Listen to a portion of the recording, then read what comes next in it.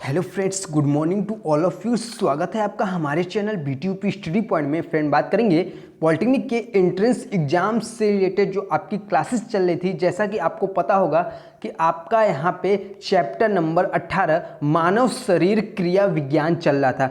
इसका दोस्त आज आपका पार्ट सेकेंड यहाँ पे कंप्लीट करेंगे और इसका अभी एक पार्ट और बताएंगे। आज की क्लासेस दोस्त बहुत ही ज़्यादा इम्पोर्टेंट हैं। इसमें दोस्त हम बताएंगे मानव शरीर संबंधी कुछ महत्वपूर्ण तत्व, जैसे मैंने क्लासेस में कंप्लीट कराया था उसी का सार टोटल आपको कंप्लीट यहाँ पे बताएंगे कि सबसे बड़ी कोशिका कौन सी है, सबसे बड़ी अंतःस्रावी ग्रंथि कौन सी है, सबसे बड़ी धमनी कौन सी है। वेरी वेरी इंपॉर्टेंट क्वेश्चन दोस्त बताएंगे। वीडियोज एंड तक देखिएगा ताकि आपको एक एक क्वेश्चन बहुत ही अच्छी तरीके से समझ में आ जाए। आज की क्लासेस दोस्त वेरी इंपॉर्टेंट है। हो सकता है दोस्त कि यहाँ पे डेली आपको 3 क्लासेस यहाँ पे बायोलॉजी की लेना पड़े, क्योंकि दोस्त जैसा कि मैंने आपको बताया है अभी आपके पूरे 8 चैप्टर बचे हुए हैं। ठीक है, 8 चैप्टर बचे हुए हैं। हो सकता है दोस्त इन्हीं 2 दिनों में मैं पूरे के पूरे कंप्लीट करा दूं। ठीक है, इसलिए सभी लोग ध्यान से पढ़िए, रिवीजन अपनी लगातार बनाए रखें ताकि आपको आगे कोई भी समस्या ना हो। जितने दोस्त अभी क्वेश्चन मैं बता रहा हूं, ये क्वेश्चन मैं इसलिए लेट से करा रहा हूं क्योंकि दोस्त आप सबको जितना लेट से कराएंगे उतना माइंड में याद रहेगा।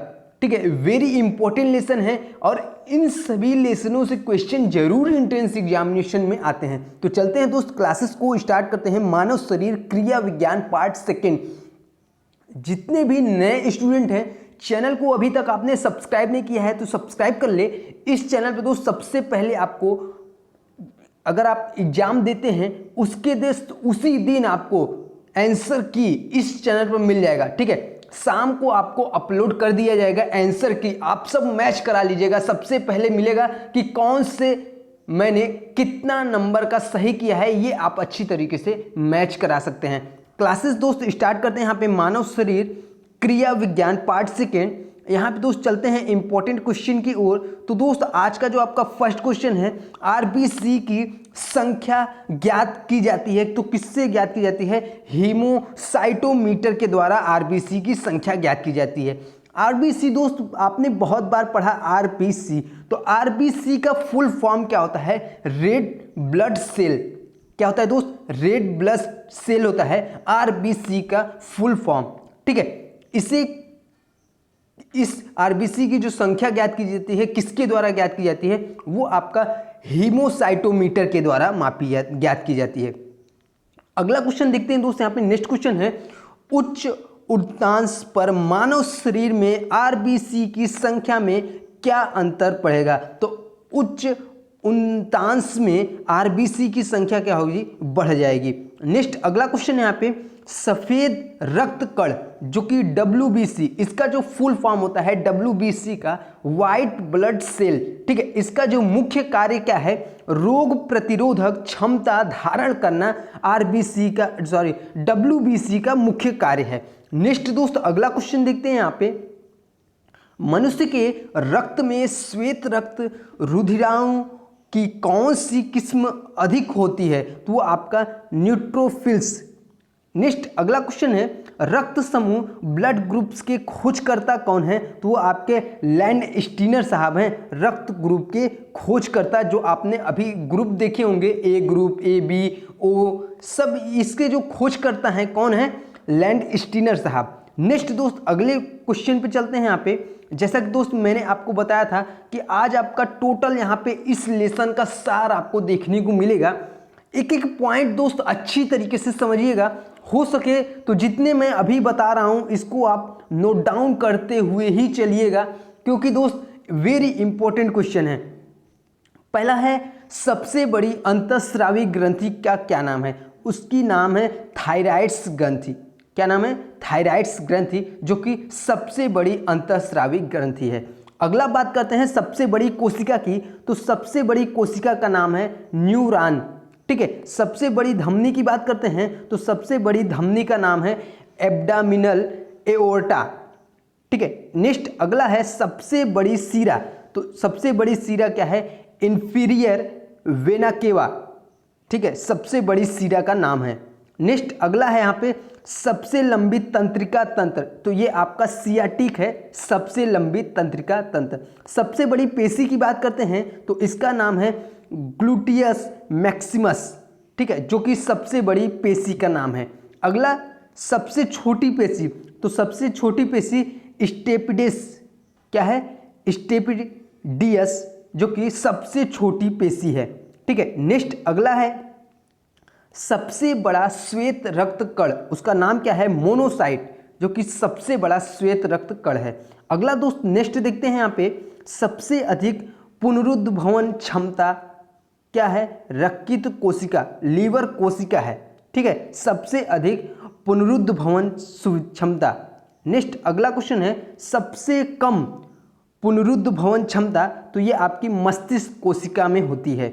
अगला दोस्त नेक्स्ट है सबसे बड़ा अंग, तो सबसे बड़ा अंग क्या है, त्वचा है, स्किन है। इंपॉर्टेंट क्वेश्चन है, नोट डाउन जरूर करिएगा। अगला दोस्त इसी पे नेक्स्ट की बात करते हैं सबसे व्यस्त अंग, जो मनुष्य का सबसे व्यस्त अंग होता है वो आपका हार्ट होता है, हृदय होता है, जो कि सबसे व्यस्त अंग होता है, हमेशा ये कार्य करता है, ठीक है। या आप सो रहे हैं, जाग रहे हैं, हमेशा ये क्या है, आपका हार्ट आपका चलता रहता है, सबसे व्यस्त अंग हार्ट आपका कहलाता है। अगला दोस्त देखते हैं सबसे पतली त्वचा, वो आपका कंजक्टिवा है, ठीक है, जो कि सबसे पतली त्वचा है। अगला देखते हैं इंपॉर्टेंट क्वेश्चन, संपूर्ण शरीर में रक्त का आयतन कितना होता है, तो 5 से 6 लीटर होता है। अगर स्वस्थ मनुष्य है तो उसके संपूर्ण शरीर में जो रक्त का आयतन कितना पाया जाता है, 5 से 6 लीटर ब्लड पाया जाता है, ठीक है। अगला दोस्त यहाँ पे नेक्स्ट देखते हैं, इंपॉर्टेंट है सामान्य रक्तचाप कितनी होती है, तो वो आपका 180 mmHg होती है सामान्य रक्तचाप, ठीक है, इसे आप नोट डाउन करिएगा। अगला है लाल रक्त कणों अर्थात आरबीसी की संख्या, अगर पुरुषों की बात करें तो उसमें 5 से 5.5 मिलियन प्रति क्यूबिक mm, ठीक है। अगर महिलाओं की बात करें तो 4.5 से 5 मिलियन प्रति क्यूबिक mm, ये आपकी लाल रक्त कणों की संख्या है पुरुषों और महिलाओं में, इसे भी आप नोट डाउन करिएगा। अगला है लाल रक्त कणों का जीवन काल कितना होता है, तो आपका 120 डेज होता है। ये मैंने पिछले क्लासेस में बताया था, इसके जस्ट पीछे, ठीक है, पार्ट 1 में मैंने बताया था कि लाल रक्त कणों का जो जीवन काल होता है 120 डेज होता है। अगला दोस्त यहाँ पे नेक्स्ट है श्वेत रक्त कणों का सामान्य काउंट, तो इसका जो समान काउंट होता है 5 से 10,000 क्यूबिक mm होता है, ठीक है। अगर हम बात करें यहाँ पे कि WBC, क्या, WBC वाइट ब्लड सेल की जो जीवन काल है कितना होता है, तो ये आपका 2 से 5 दिन होता है, ठीक है।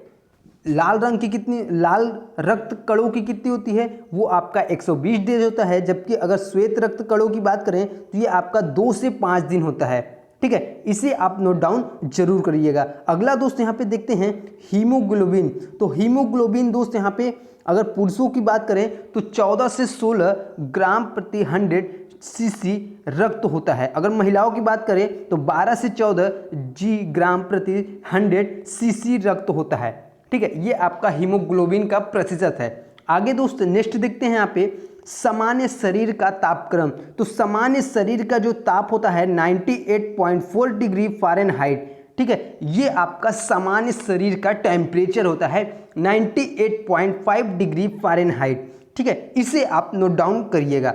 अगला है दंत सूत्र, अगर दंत सूत्र दोस्त वयस्क का अलग होता है, बच्चों का अलग होता है, तो अगर यहाँ पे वयस्क की बात करें तो ये होता है 21-23/21-23 इंटू 2 इक्वल टू 32, ठीक है।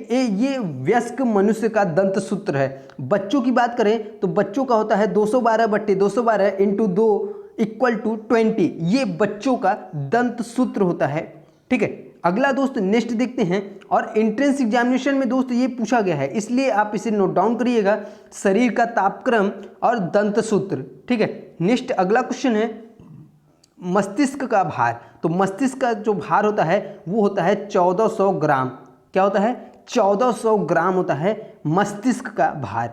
अगला देखते हैं यहाँ पे क्रेनियल तंत्रिकाओं की संख्या कितनी होती है। तो क्रेनियल तंत्रिकाओं की संख्या टोटल आपका 22 होती है, अर्थात 11 जोड़ी होती हैं क्रेनियल तंत्रिकाओं की संख्या। अगला है स्पाइनल तंत्रिकाओं की संख्या कितनी होती है। तो 31 जोड़ी होती है। कितनी होती है दोस्त? 31 जोड़ी होती हैं, टोटल आपके 62 होते हैं। नेक्स्ट अगला देखते हैं यहाँ पे सामान्य हृदय दर कितनी होती है। तो सामान्य जो नॉर्मल हृदय का जो रेट होता है कितना होता है? 72 से 75 प्रति मिनट होता है। ठीक है, 72 से 75 प्रति मिनट आपका यहाँ पे जो हृदय का दर है नॉर्मल।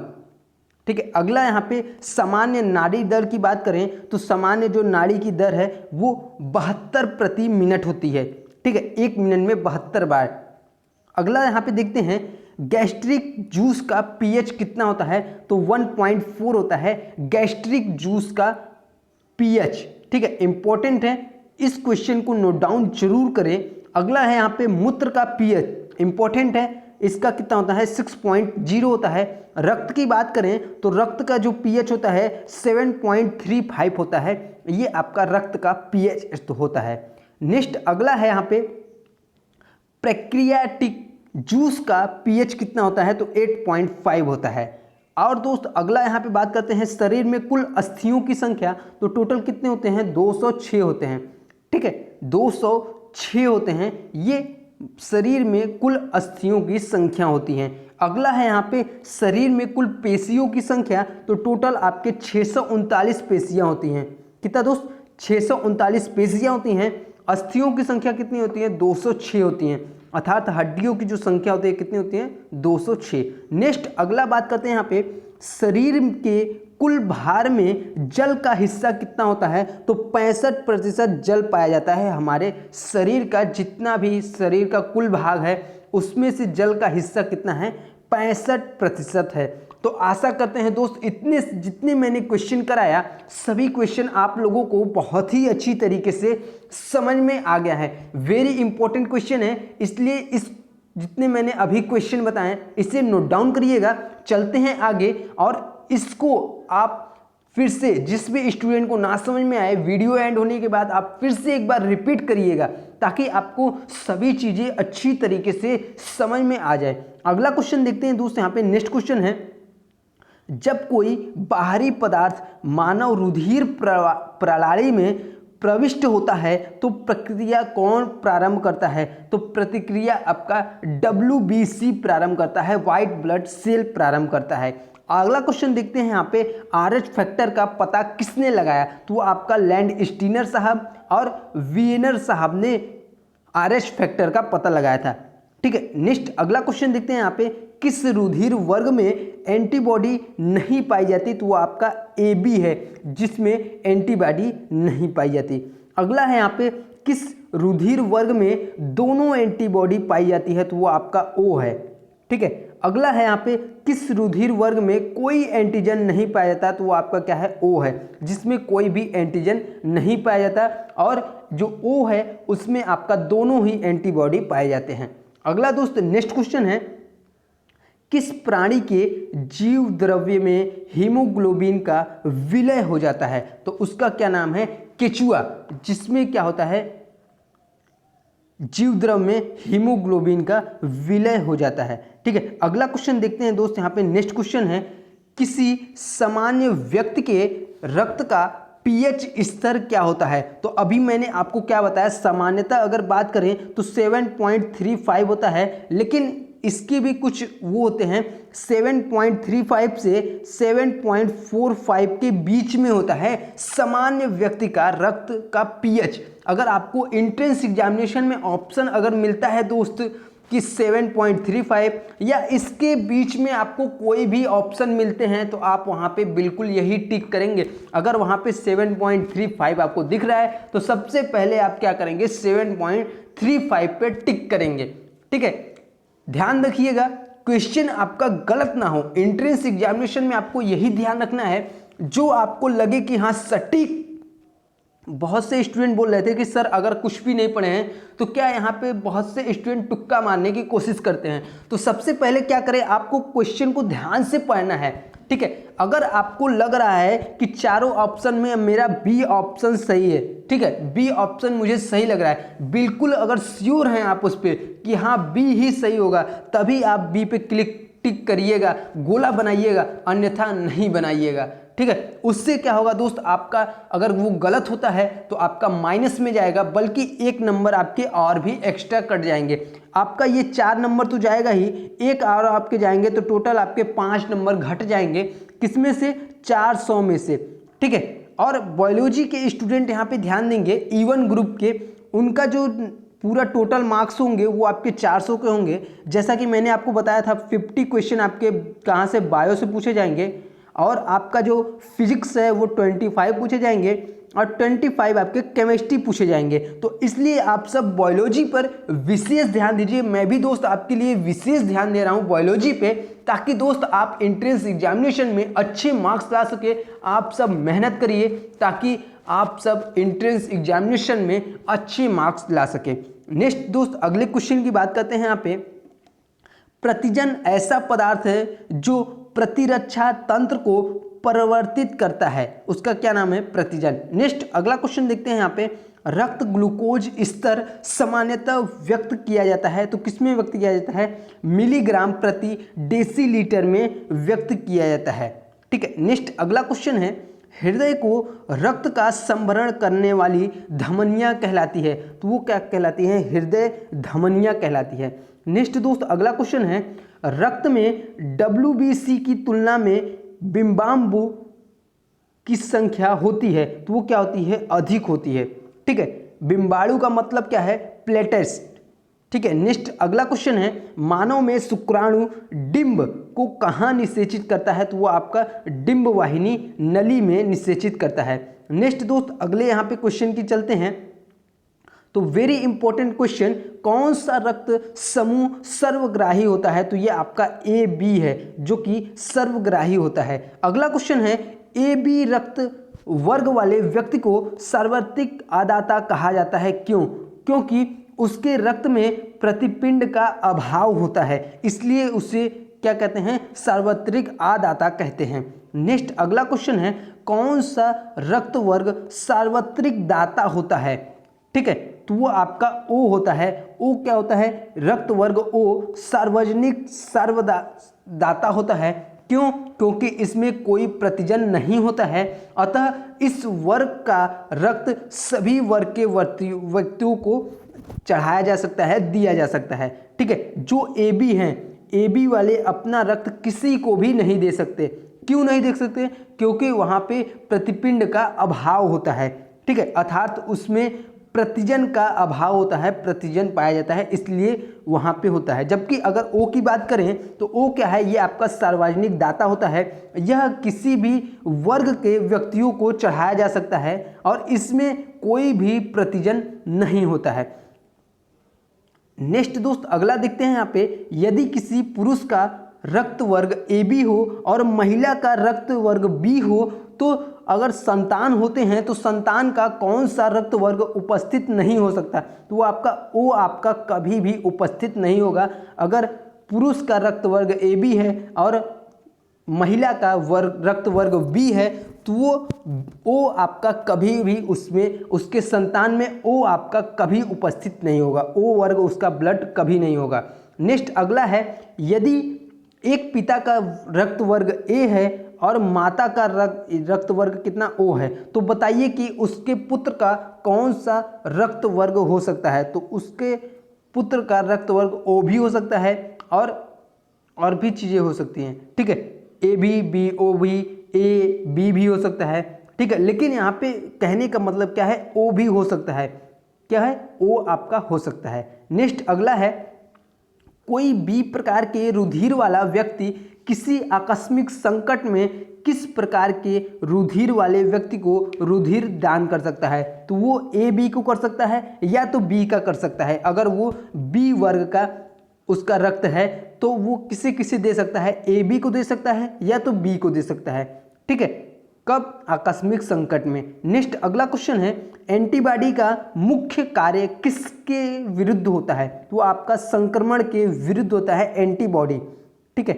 अगला क्वेश्चन है, आरएच फैक्टर का नाम किससे संबंधित है? तो वो आपका बंदर से संबंधित है आरएच फैक्टर का नाम। तो आज के लिए दोस्त बस इतना ही। मिलेंगे दोस्त हम इसी का पार्ट 3 लेकर। हो सकता है दोस्त एक दिन में आपको 3 से 4 क्लासेस यहाँ पे देखने को मिले, हो सकता है इसी चैनल पे मिले, या तो आपका 1-2 क्लासेस आपको सेकंड चैनल पे भी मिल सकता है डियर अंश पे। तो जितने भी स्टूडेंट यहाँ पे डियर अंश को सब्सक्राइब नहीं किए हैं, चैनल को जरूर सब्सक्राइब करिएगा, क्योंकि दोस्त उस पर भी आपको इंपॉर्टेंट क्वेश्चन मिलते रहेंगे। तो आशा करते हैं दोस्त वीडियो आपको पसंद आई होगी। क्लासेस दोस्त अच्छे लगे हो तो वीडियो को लाइक करिएगा और अपने दोस्तों में शेयर करना ना भूलिएगा, ताकि दोस्त अधिक से अधिक स्टूडेंट के पास पहुंच सके और उन्हें भी क्लासेस के बारे में जानकारी मिल सके। धन्यवाद।